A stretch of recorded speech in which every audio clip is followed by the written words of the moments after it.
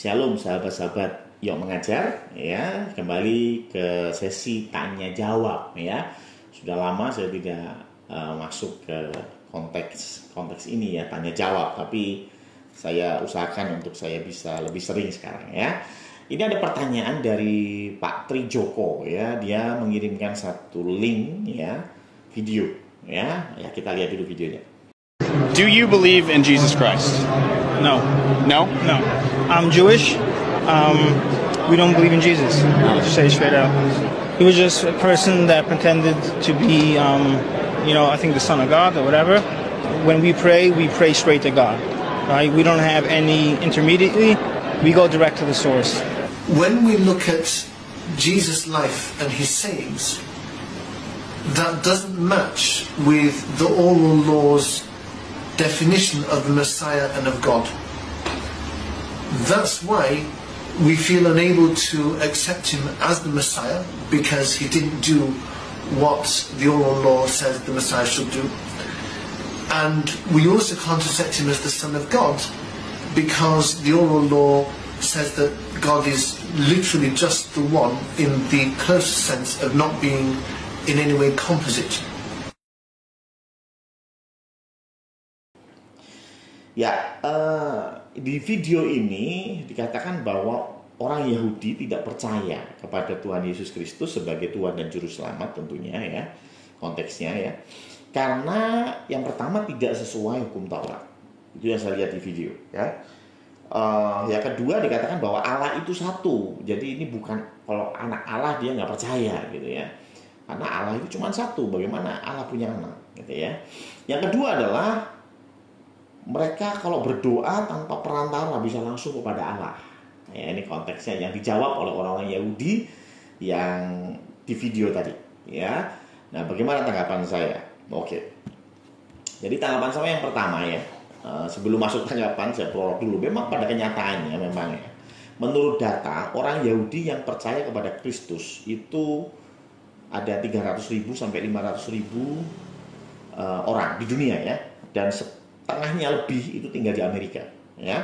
Sedangkan hanya 20 sampai 30.000, 20.000 sampai 30.000 orang Yahudi yang percaya Kristus, atau biasa disebut dengan Messianic Jewish, ya.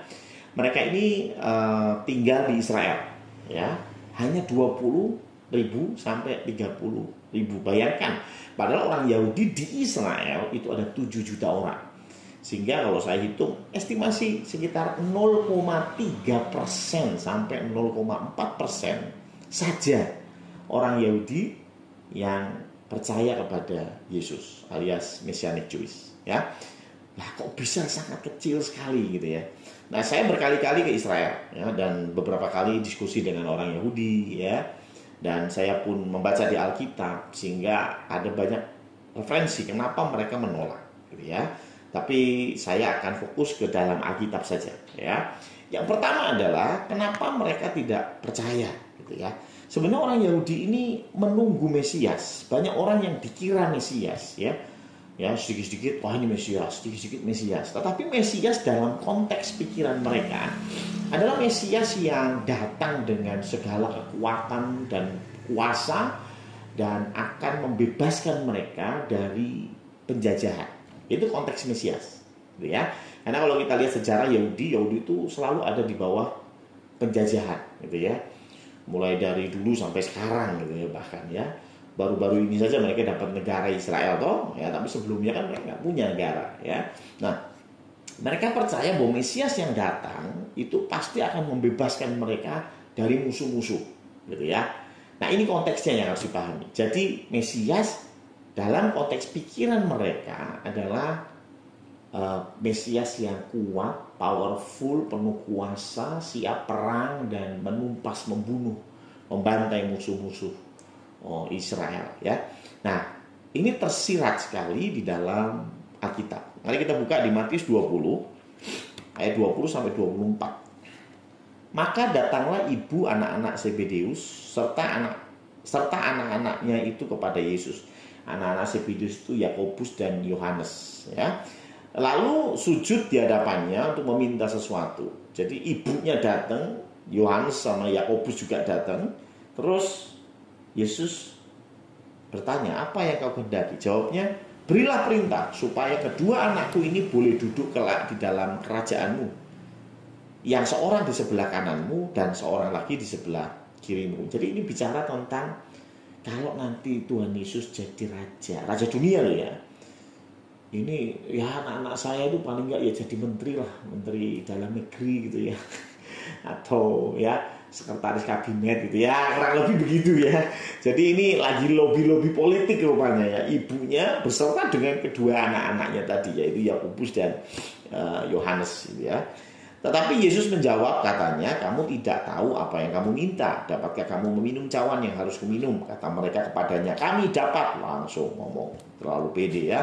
Yesus berkata kepada mereka, cawanku memang akan kamu minum, tetapi hal duduk di sebelah kanan dan sebelah kiriku, aku tidak berhak memberikannya.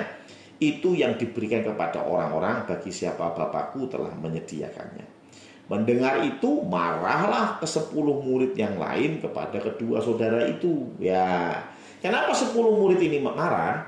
Ya, 2 orang tadi curi start. Ya, sebenarnya mereka juga mau jadi menteri ini, jadi jenderal ini ya.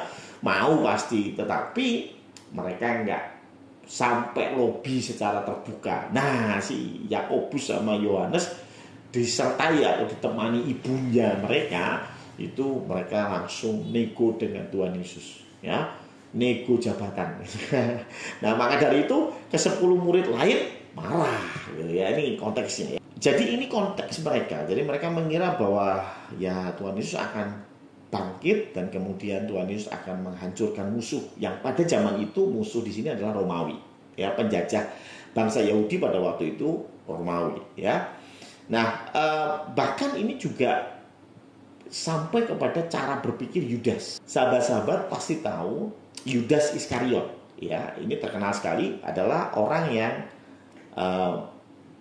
mengkhianati Tuhan Yesus. Nah, banyak orang berpikir bahwa Yudas Iskariot itu mata duitan ya. Coba kita lihat di Alkitab ya.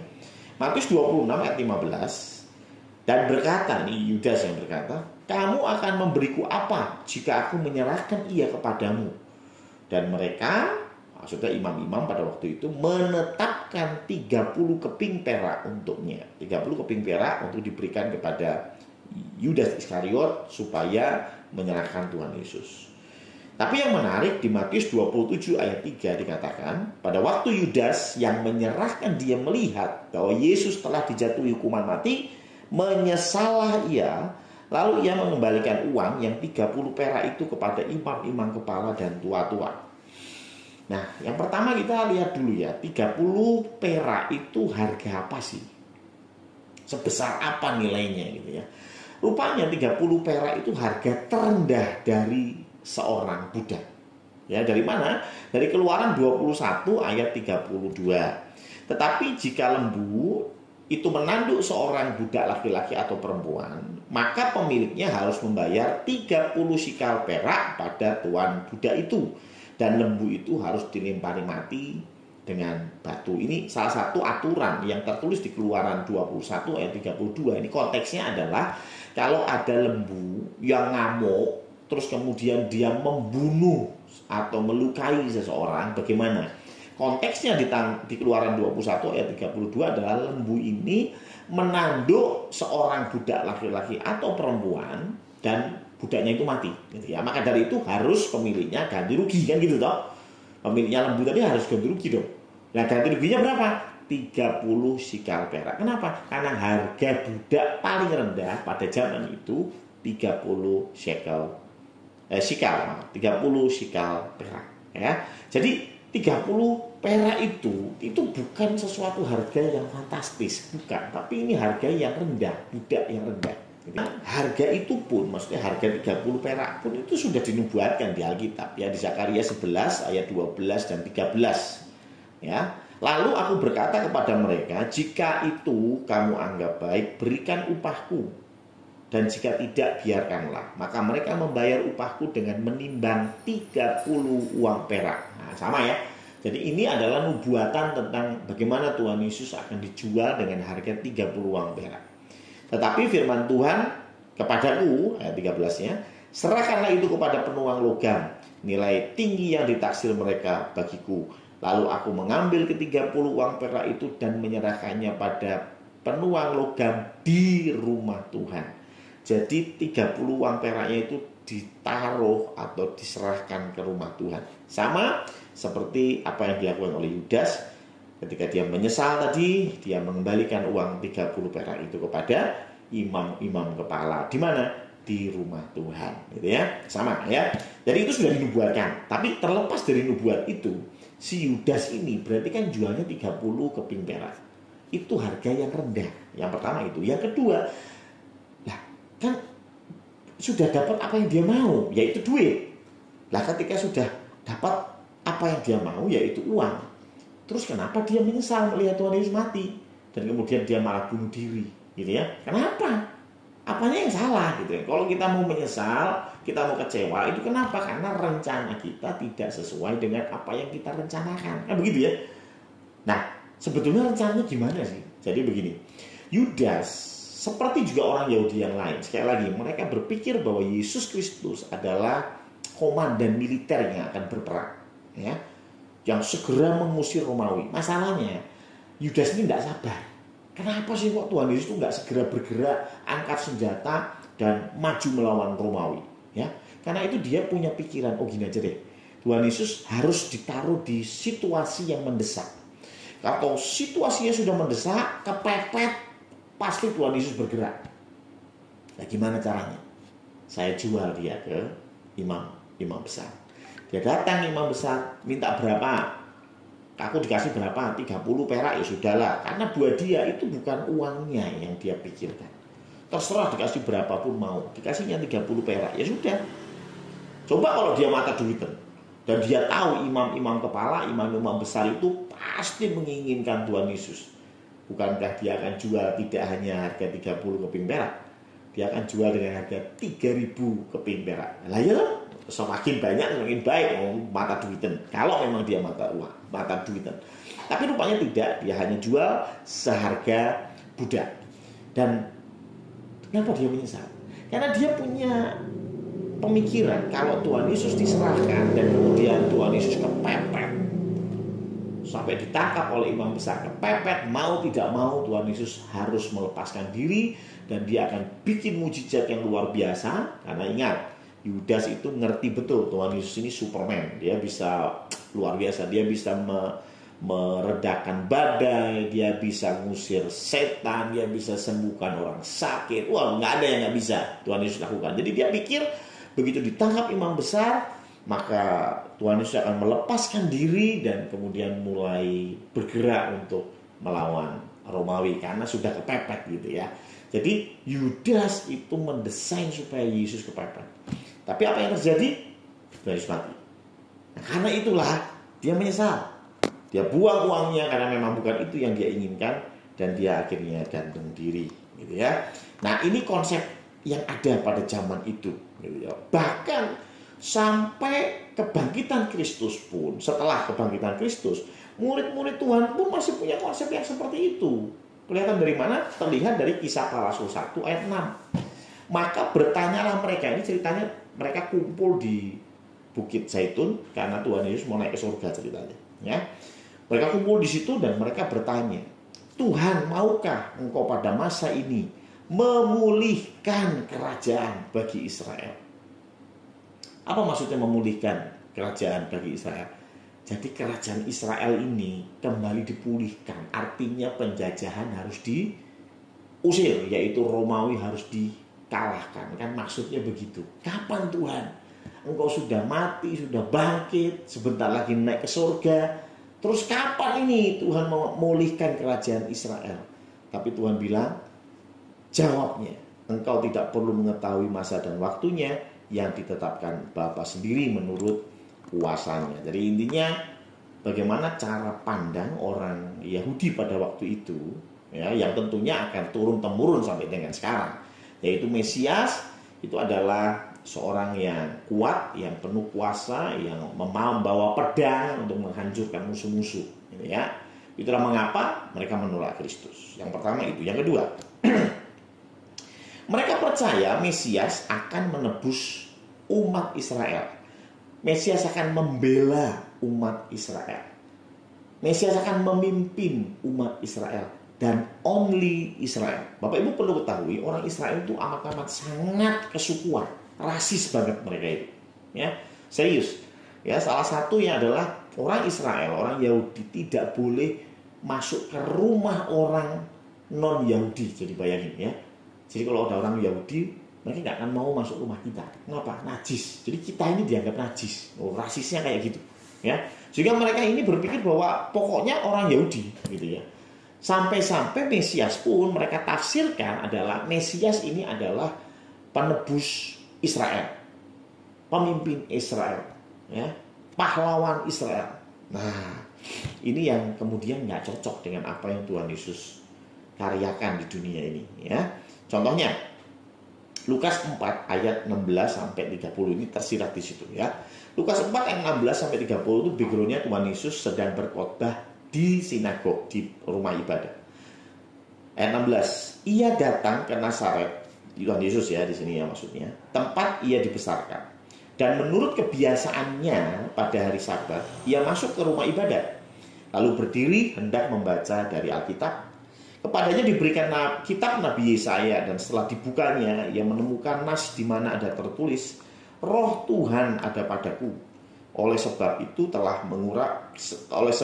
ia telah mengurapi aku untuk menyampaikan kabar baik kepada orang-orang miskin, dan ia telah mengutus aku untuk memberitakan pembebasan kepada orang-orang tawanan dan penglihatan bagi orang-orang buta, untuk membebaskan orang-orang yang tertindas, untuk memberitakan tahun rahmat Tuhan telah datang.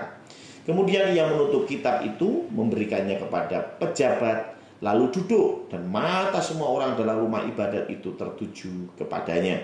Lalu ia mulai mengajar mereka, katanya, pada hari ini genaplah nas ini sewaktu kamu mendengarnya. Wah ya, jadi nasnya adalah Roh Tuhan ada padaku, sebab ia telah mengurapi aku. Mesias adalah orang yang diurapi. Ya, jadi dia mau ngomong bahwa aku ini Mesias, gitu ya. Nah, kemudian ia menutupnya, lalu ia mulai mengajar, pada hari ini genaplah. Jadi dia bilang bahwa aku ini Mesias. Tapi yang menarik ayat 22, dan semua orang itu membenarkan dia. Jadi semuanya setuju. Dan mereka heran akan kata-kata yang indah yang diucapkannya. Nah, lalu kata mereka, bukankah ia ini anak Yusuf? Maka berkatalah ia kepada mereka, tentu kamu akan mengatakan pepatah ini kepadaku, hai tabib, sembuhkanlah dirimu sendiri, perbuatlah di sini juga, di tempat asalmu ini, segala yang kami dengar yang telah terjadi di Kapernaum. Dan katanya lagi, aku berkata kepadamu, sesungguhnya tidak ada nabi yang dihargai di tempat asalnya. Tuhan Yesus bilang bahwa oke, kamu pengen buktikan, gitu ya, percuma, kalaupun aku kasih bukti, kalian tidak akan menghargai aku. Tapi mereka belum marah. Yang membuat orang Israel marah itu ayat-ayat berikutnya. Ayat 25, dan aku berkata kepadaku, dan kataku itu benar. Nah, gampangnya gini, aku berkata kepadamu, kalau nggak percaya cek di kitab suci, ya. Pada zaman Elia terdapat banyak perempuan janda di Israel ketika langit tertutup selama 3 tahun dan 6 bulan, dan ketika bahaya kelaparan yang hebat menimpa seluruh negeri. Tetapi Elia diutus bukan kepada salah seorang dari mereka, melainkan kepada seorang perempuan janda di Sarfat di tanah Sidon. Jadi Elia itu ngerti di Israel itu banyak kelaparan, tapi dia malah pergi ke janda di Sidon yang bukan orang Israel. Untuk apa? Untuk memberkati janda di Sarfat. Ya, kita tahu ceritanya bagaimana janda ini akhirnya memberi makan roti kepada Elia, dan sejak itu tepung dan minyaknya tidak pernah habis. Ya, artinya kan diberkati Tuhan. Ya. Dan pada zaman Nabi Elisa banyak orang kusta di Israel. Di Israel banyak orang kusta. Ya. Dan tidak ada seorang pun dari mereka yang ditahirkan, nggak ada yang disembuhin. Tapi malah Naaman disembuhin. Orang mana itu? Orang Syria, bukan orang Yahudi. Ya, itulah mengapa ayat 28, mendengar itu sangat marahlah semua orang yang di rumah ibadat itu. Mereka bangun lalu menghalau Yesus keluar kota dan membawa dia ke tebing gunung. tempat kota itu terletak untuk melemparkan dia dari tebing itu. Ya, jadi mereka marah kenapa? Loh, kok malah keluar Israel? Mesias itu punya orang Israel. Ya, itu yang mereka pahami sampai dengan hari ini. Bahkan ketika Roh Kudus ya sudah turun di Kisah Para Rasul 2 untuk memperlengkapi pelayanan para rasul pun masih punya pikiran yang sama, bahwa Yesus Kristus Mesias itu hanya untuk orang Israel. Dari mana kita tahu? Ya karena mereka hanya memberikan kabar baik atau memberitakan Injil itu hanya kepada orang Yahudi. Di luar Yahudi tidak boleh. Satu-satunya rasul yang memulai pelayanan di luar Yahudi adalah Rasul Paulus. Dan itu yang bikin masalah. Kenapa? Karena mulai terjadi perpecahan di dalam gereja. Hampir pecah. Kenapa? Karena sebagian pro pada Paulus bahwa kabar sukacita ini untuk semua orang. Tapi sebagian besar mungkin adalah pro kepada para rasul.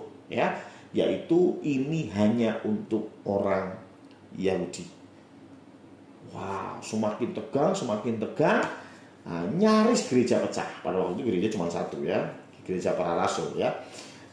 Nyaris pecah, tetapi Tuhan bertindak.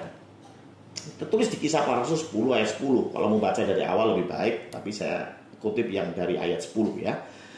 Ini tentang Petrus. Lalu Petrus merasa lapar dan ingin makan. Tetapi ketika orang-orang sedang menyiapkan makanan, Petrus mendapat sebuah penglihatan.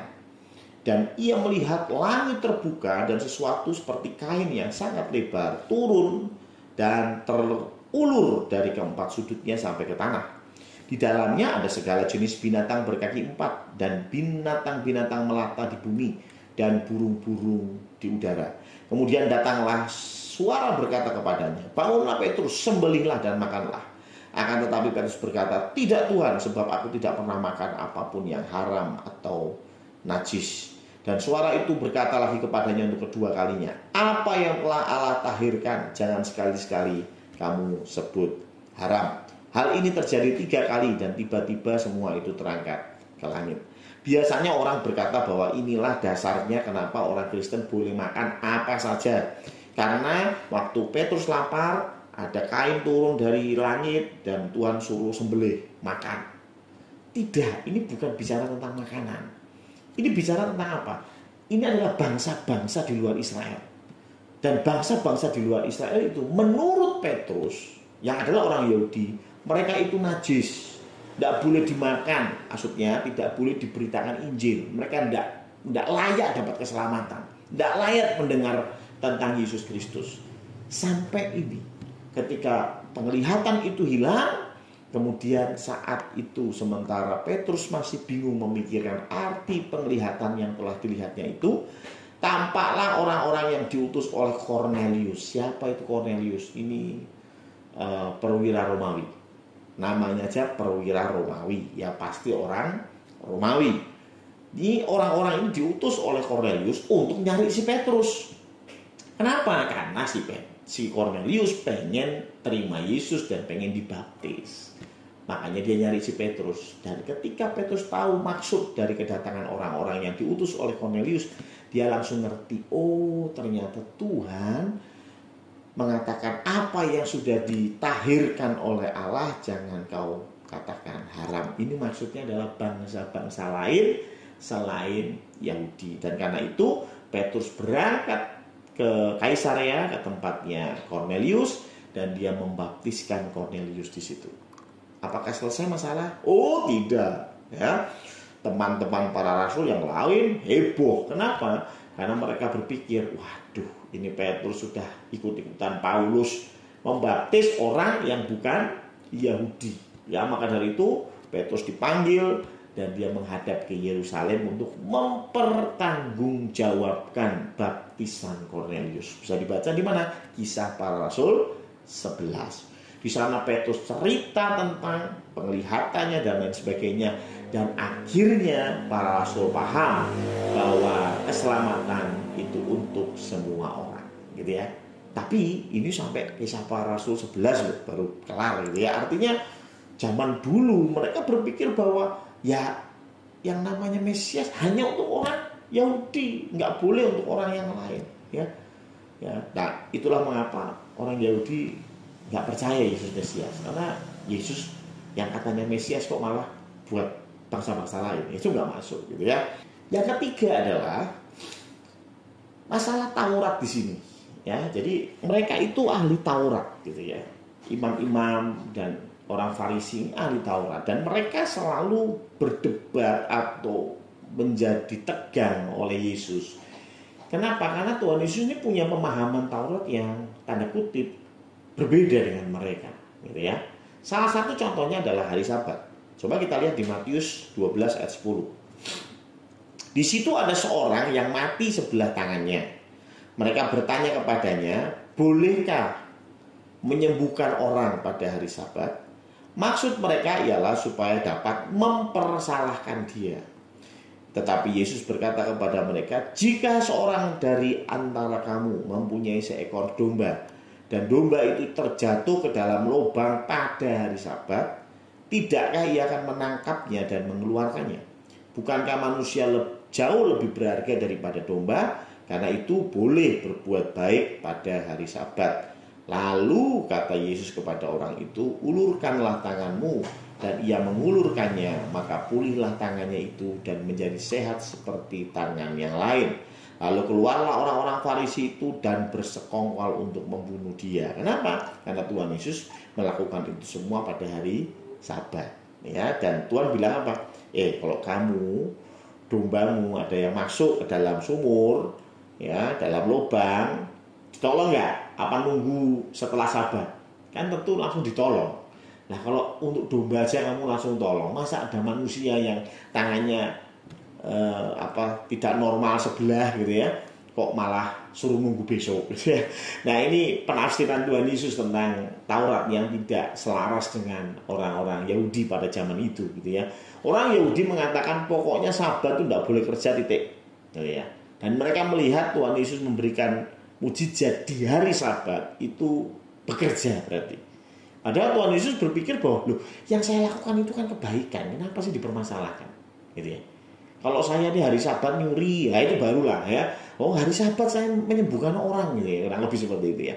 Lukas 13 ayat 11. Di situ ada seorang perempuan yang telah 18 tahun dirasuk roh sehingga ia sakit sampai bungkuk punggungnya dan tidak dapat berdiri lagi dengan tegak. Ketika Yesus melihat perempuan itu, ia memanggil dia dan berkata kepadanya, hai ibu, penyakitmu telah sembuh, disembuhkan oleh Tuhan Yesus. Lalu ia meletakkan tangannya atas perempuan itu dan seketika itu juga berdirilah perempuan itu dan memuliakan Allah. Tetapi kepala rumah ibadat gusar karena Yesus menyembuhkan orang pada hari Sabat, ingat ya. Lalu ia berkata kepada orang banyak, ada 6 hari untuk bekerja. Karena itu datanglah pada salah satu hari ini untuk disembuhkan, jangan pada hari Sabat. Jadi Imam Besar itu marah-marah sama orang-orang yang sakit. Kamu tahu nggak sih? Kan ada 6 hari lain loh selain dari Sabat. Lah buat datangnya ini minta disembuhinnya itu selain dari Sabat gitu loh. Maksudnya begitu ya. Tetapi Tuhan menjawab dia katanya, hai orang-orang munafik, bukankah setiap orang di antaramu melepaskan lembunya atau keledainya pada hari Sabat dari kandangnya dan membawanya ke tempat minuman? Bukankah perempuan ini sudah 18 tahun diikat oleh iblis, harus dilepaskan dari ikatannya itu karena ia adalah keturunan Abraham? Sama seperti tadi Tuhan bilang, kalau kamu punya binatang haus pada hari Sabat kan mesti kamu lepas supaya dia minum. Kenapa kok ini perempuan terikat oleh kuasa iblis gak boleh dilepas? Hanya gara-gara Taurat, hanya gara-gara hari Sabat. Jadi para ahli Taurat tetap ngotot, pokoknya nggak mau, nggak boleh, ya. Sehingga sampai Tuhan Yesus kasih argumen tentang Matius 12 ayat 5 ya. Atau belum pernahkah kamu membaca dalam hukum Taurat bahwa pada hari Sabat para imam di bait Allah melanggar Sabat dan mereka tidak bersalah? Tuhan bilang begini, itu loh kamu lihat ya. Imam-imam di bait Allah itu hari Sabat mereka kerja, karena di hari Sabat itu ada persembahan korban bakaran. Yang nyembelih siapa? Ya imam-imam di bait Allah, ya. yang membawa korban bakaran itu ke bait Allah, ke tempat pembakaran ukupan dan sebagainya siapa? Imam-imam. Ya kalau sekarang mungkin ya hari Sabat itu misalnya hari Minggu gitu ya. Wah, hari Minggu nggak boleh kerja. Tahu nggak? Itu pendeta. Itu kerjanya hari Minggu. Karena hari Minggu mereka khotbah dari pagi, siang, malam itu khotbah itu ya. Itu kerja itu pendeta hari Minggu ya. Oh, kamu teriak-teriak hari Minggu nggak boleh kerja. Itu loh imam-imam besar di bait Allah kerja gitu ya. Ini kurang lebih seperti itu ya. Tuhan Yesus bilang seperti itu ya. Nah, makanya sampai muncul kalimat dari Tuhan Yesus di Markus 2 ayat 27, lalu kata Yesus kepada mereka, hari Sabat diadakan untuk manusia dan bukan manusia untuk hari Sabat. Artinya apa? Artinya manusia ini lebih daripada hari Sabat gitu ya. Bukan manusia diciptakan untuk hari Sabat, tapi hari Sabat diciptakan untuk manusia. Artinya Tuhan memberikan hukum Taurat kepada manusia bukan untuk memperumit hidup. Ya. Bukan, tetapi supaya manusia belajar mengasihi, baik mengasihi Allah, mengasihi sesama, mengasihi dirinya sendiri, gitu ya. Tetapi yang terjadi, mereka memakai hukum itu untuk saling menindas. Kamu hari Sabat kerja, didenda. Kamu hari Sabat kerja, dihukum, gitu ya. Untuk menindas orang lain demi hukum, gitu ya. Sebetulnya hukum baik, tetapi kalau kita tidak melihat secara utuh, maka jadinya hukum ini bisa dijadikan senjata untuk menindas orang lain, ya. Begitu, ya, itu yang ketiga. Yang keempat, ya, saya akan memberi tanggapan juga kepada statement yang dikatakan bahwa Allah itu satu, gitu ya. Allah tidak beranak. Nah, ini kita juga ada ayatnya sini ya. Jadi kalau dalam konsep Allah itu satu, saya juga percaya Allah itu satu, gitu ya. Allah itu satu, ya. Dan anak Allah itu bukan berarti Allah punya anak, bukan, ya. Anak Allah itu bukan berarti Allah punya istri, terus istrinya dihamili, terus akhirnya melahirkan, ada bidannya, gitu ya. Bukan seperti itu, gitu ya. Nah, dan ini konsep yang sudah dipahami oleh orang Yahudi pada zaman itu, gitu ya. Itu dipahami dengan orang Yahudi, paham tentang itu. Dia nggak pernah mempermasalahkan anak Allah itu, tidak pernah. Ya, cari di Alkitab, tidak pernah mempermasalahkan anak Allah. Yang dipermasalahkan oleh orang Yahudi itu adalah ini. Coba kita lihat di Yohanes 5 ayat 18. Sebab itu orang-orang Yahudi lebih berusaha lagi untuk membunuhnya, bukan saja karena ia meniadakan hari Sabat tadi ya, Tuhan Yesus ya, tetapi juga karena ia mengatakan bahwa Allah adalah Bapaknya sendiri. Tuhan Yesus ngomong Allah itu Bapaknya sendiri, berarti kan dia menempatkan diri sebagai anaknya Allah, betul ya? Dan orang Yahudi marah tapi bukan karena itu. Dan dengan demikian menyamakan dirinya dengan Allah. Jadi ketika Tuhan Yesus bilang bahwa dia itu anak Allah, Tuhan Yesus bilang bahwa Allah adalah Bapaknya, itu bukan di dalam pikirannya orang Yahudi itu nggak mikir bahwa maksud Allah punya anak. Enggak. Mereka bilang apa? Yesus ini sedang menyamakan dirinya dengan Allah. Karena bicara dia anak Allah, berarti bicara dia satu dengan Allah, yaitu sama-sama Allah. Dan Mesias itu memang Allah, gitu ya. Yohanes 10 ayat 32, kata Yesus kepada mereka, banyak pekerjaan baik yang berasal dari Bapakku, gitu ya. Tuhan Yesus bilang Bapakku, berarti dia anak ya. Yang kuperlihatkan kepadamu, pekerjaan manakah di antaranya yang menyebabkan kamu mau melempari aku?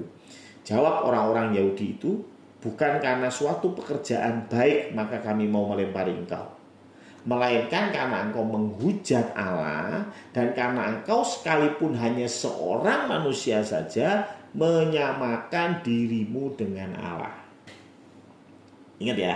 Jadi kalau Yesus bilang Bapakku itu Allah atau aku adalah anak Allah, yang dipermasalahkan bukan kata anak Allahnya, tetapi yang dipermasalahkan itu statement menyamakan diri Yesus dengan Allah. Dan yang memang sama dalam konteks teologi Kristen, gitu ya. Makanya orang Yahudi nggak terima itu, menyamakan dirinya dengan Allah. Itu yang orang Yahudi tidak terima, gitu ya. Sama seperti begini, saya kasih contoh ya. Ada satu orang nih, itu temen gue deh, ya, temen gue, dia nggak pernah lihat KTP-nya lahir Jakarta, ya kan? Terus di Semarang dia juga celingukan, main ke Simpang 5 aja pakai Google Map. Terus dia bilang, gue ini anak Semarang loh. Gimana kira-kira? Apakah saya berpikir bahwa anak Semarang, emang Semarang punya anak? Ya siapa yang jadi ibunya? Ya, terus bidannya siapa? Enggak kan? Saya nggak pernah memikirkan bahwa Semarang itu, anak Semarang itu berarti Semarang punya anak. Enggak. Tapi saya berpikir, ini anak bahasa Jawa nggak bisa. Ya, jalan-jalan di Semarang dia nggak apa, ke Simpang 5 aja pakai Google Map, ya kan? Terus dia ngomong, gue anak Semarang. Kira-kira gimana? Ya saya bilang kamu menista kota Semarang. Kenapa menista? Karena lu bukan kayak orang Semarang, tapi lu ngakunya anak Semarang, kan gitu ya.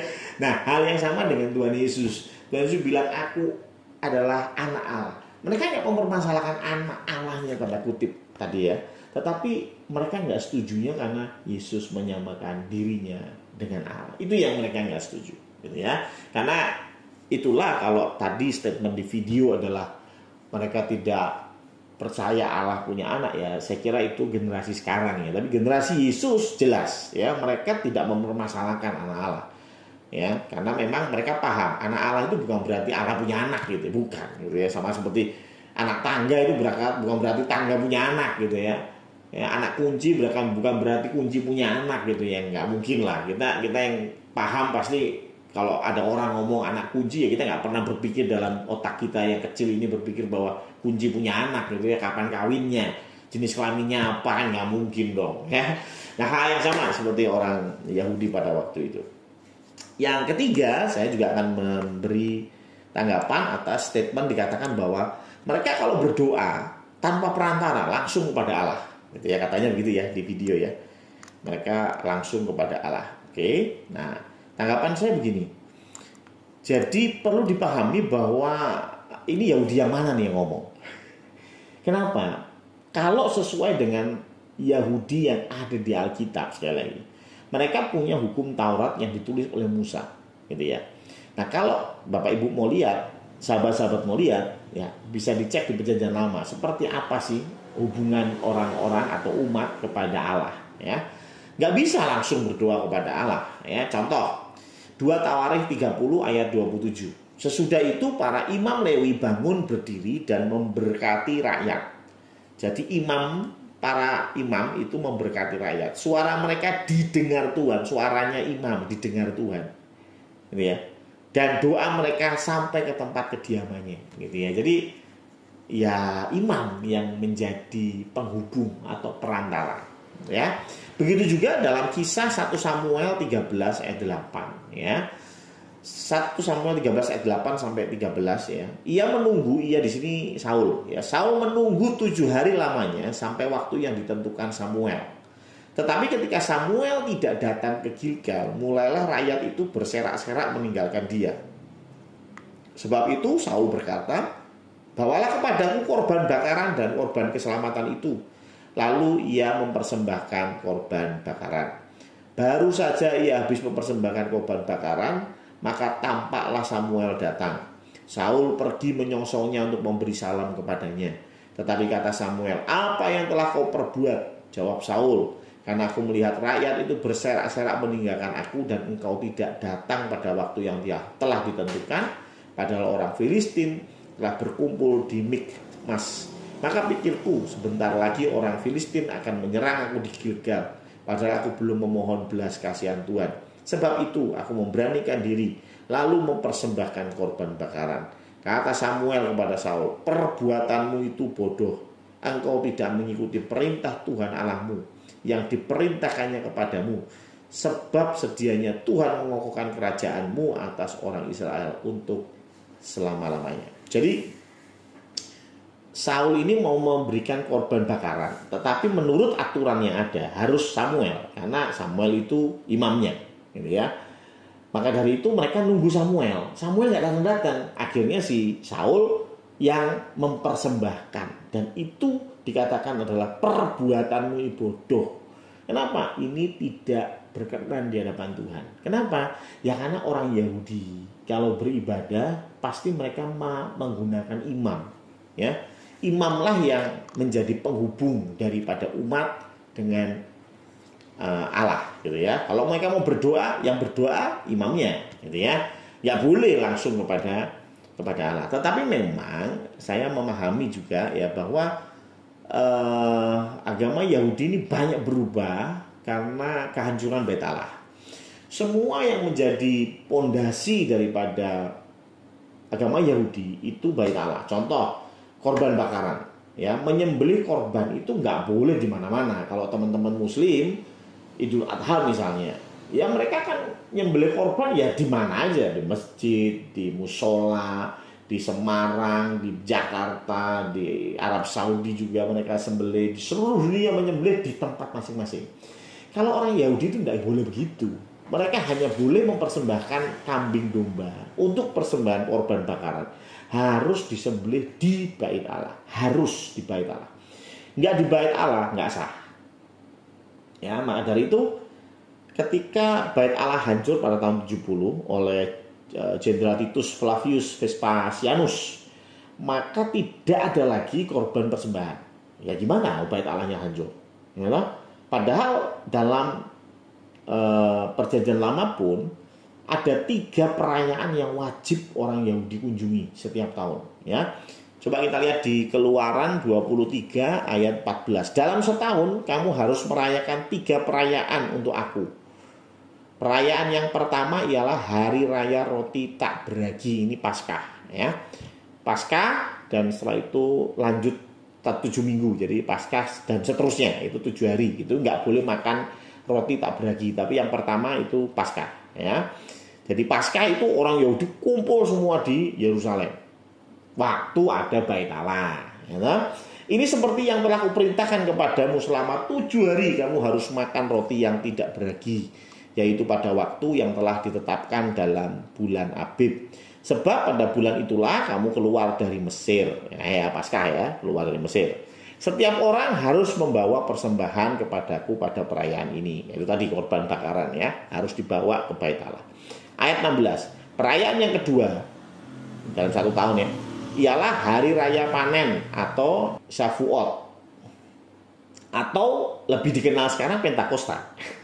Jadi Shavuot itu hari raya 7 minggu. Ya, jadi mulai dari Paskah itu 7 minggu kemudian itu ada perayaan Shavuot. Nah 7 minggu itu kan 7 kali 7 ya, berarti 49 dan kemudian 1 hari kemudian perayaan, berarti 50. Nah dari kata 50 inilah Pentakosta. Ya, Pentakosta itu hari ke-50 artinya ya. Hari ke-50 dari mana? Dari Paskah gitu ya. Nah hari Pentakosta atau Shavuot ini juga orang Yahudi harus kumpul. Ya, makanya nggak heran di Kisah Para Rasul 2 ketika hari Pentakosta datang dikatakan rasul-rasul penuh dengan Roh Kudus. Di situ ada banyak orang-orang asing ya. Ada yang dari daerah sini, daerah situ ya, dan murid-murid Tuhan Yesus bisa berbahasa mereka. Nah, ya, karena banyak orang asing pada waktu itu. Kenapa bisa banyak orang asing? Ya karena hari Shavuot. Ya, yang kedua itu ya. Hari raya ini dirayakan saat kamu menuai panen pertama dari benih yang kamu tanam di ladangmu. Perayaan yang ketiga adalah hari raya pondok daun atau Sukot. Ya, itu dari kata sukah. Ya, sukah itu pondok ya. Makanya di Israel ada Sukot Halel ya. Ya, pondok atau rumah doa gitu ya.